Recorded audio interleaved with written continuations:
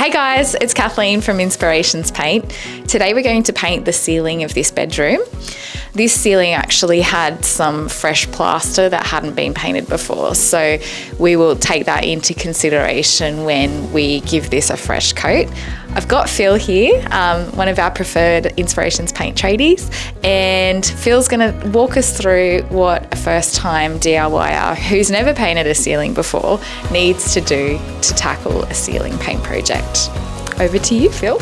What we do is you just visually inspect the ceiling first, just see if there's any lumps, bumps, and then what I do is I'll go through and I'll sand the ceiling.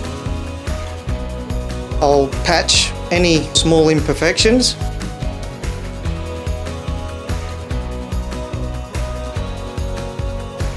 When you cut in, don't come onto the ceiling too far because you roll as close as you can to your corners. I like to use a 63mm wall brush. They hold a lot more paint.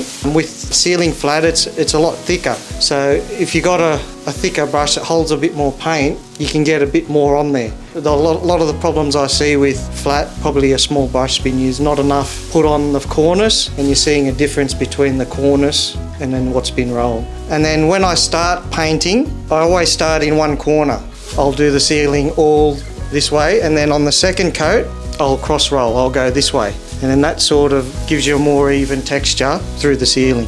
And with a roller, 11mm nap is the perfect nap for ceilings. What you're looking for is the right texture. Once you get the right stipple, the right texture, once it dries, it just sort of looks fluffy like clouds. That's what you're going for. You want your ceilings to look like clouds.